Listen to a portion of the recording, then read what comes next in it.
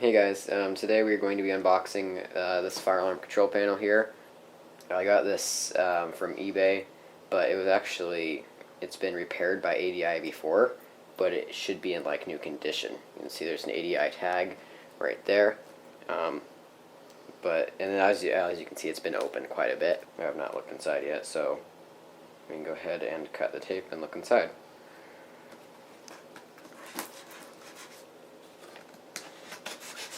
You need to be careful not to hit it, obviously.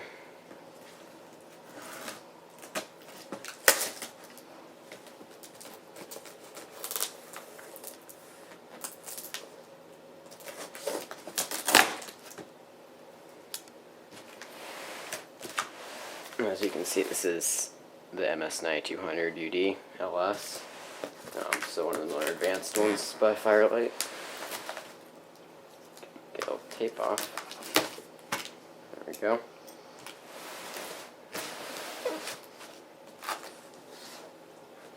As you can see, it opens like a standard box. Here, I just can't see that. That's a message from the seller. Here is a piece of cardboard, and it's upside down. Put that back around.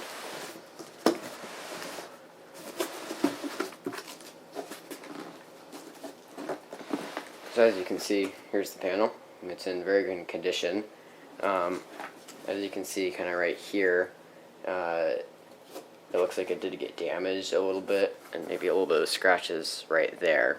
But other than that, it looks to be in basically brand new condition. I'm just going to go ahead and open it up. And as you can see, there it is. We have the manual, some packing, some foam.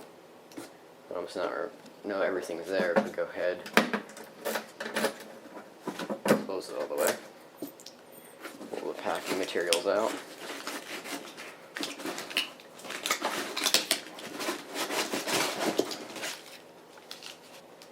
Okay, pull the rest of it out.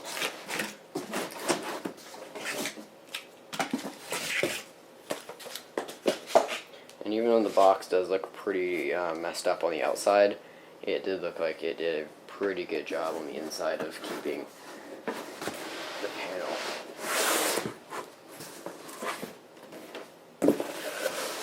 I'm going to get the box out of here.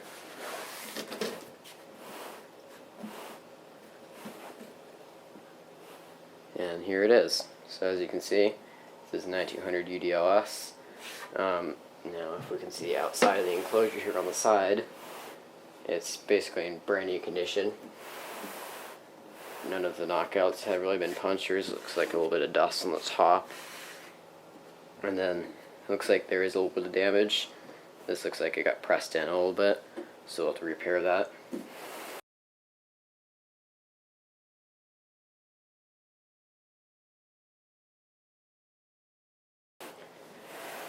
And there's some dust on the side, but it's in good condition. The hinges are good.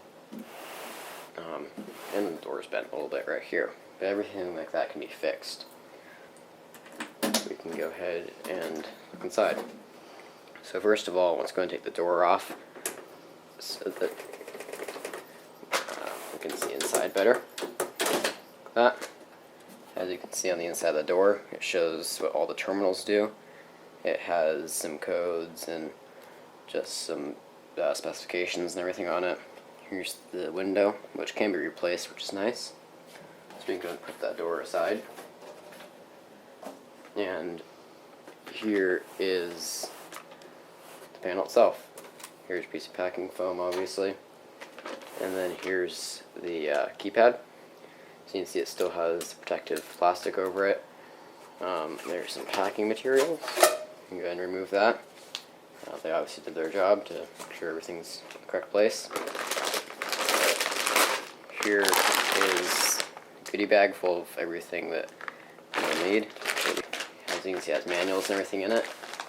I'm not sure that it's factory. This might be a different bag than normally comes factory with it, but it has all the same stuff. Here are battery cables, grounding cables, and resistors.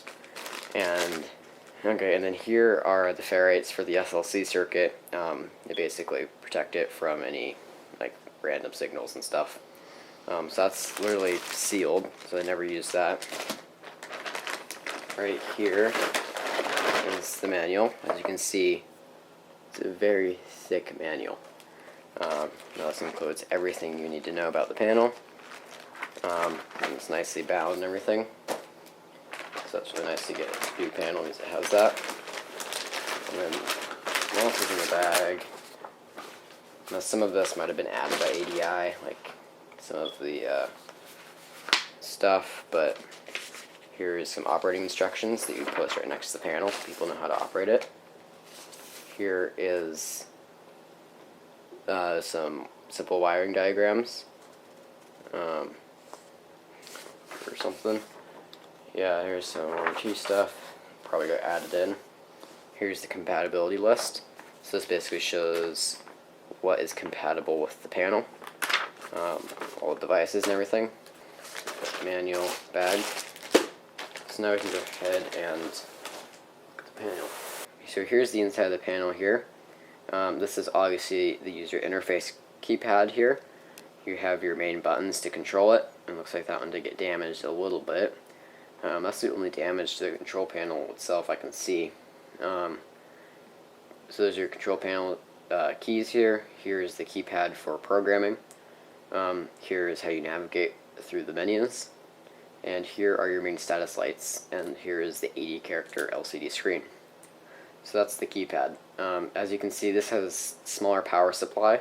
The 9200s cannot have a 7 amp hour power supply. You can just add a second transformer. So if you pull this connector out, like that, you can actually buy a second transformer, and then you get twice as much transformer, so you can add more devices to the system. Here's the AC terminal block. This unit is 120 volts for US applications. That's the terminal block. Here you connect your batteries. I'm not actually sure what that other thing is right there.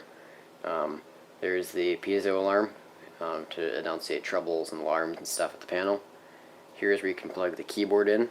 PS2 keyboard, so it's an older style keyboard connector, but most keyboards, or some keyboards, still have it. Here are the two dialer ports for phone lines, so it can call the fire department if there's a fire. Here is a really cool feature. This is for USB programming, so you can plug this in your computer and program it from your computer. Okay, so here are the terminal strips right here, where you connect all your wiring. Now, one really cool feature I like about the newer revision of this panel is when you pull it out, you can connect your wires to these screw terminals right here. Your wires go in right there. And then once all your wiring's connected, then you can snap it into the circuit board. So you can replace the circuit board if you need to, and it's really easy to disable things manually. Also, if you accidentally strip one of these out, you can literally just buy a new one. It doesn't destroy the circuit board. So it's really cool to have these.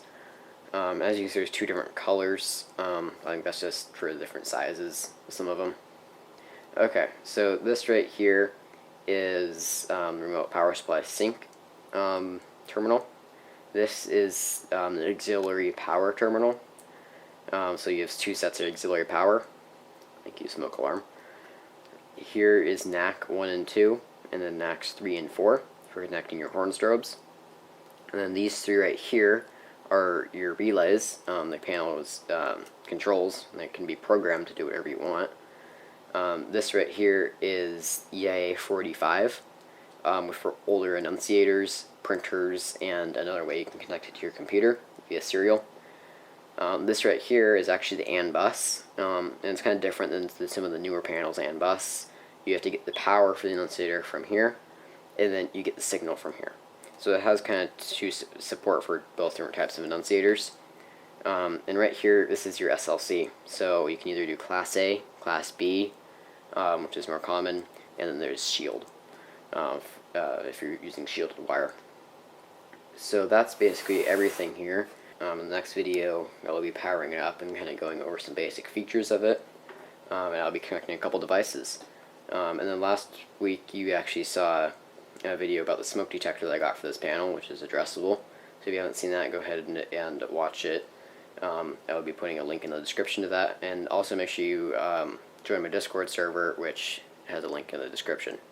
So thank you for watching. Make sure you subscribe and rate the video. And if you enjoyed it, leave a comment below.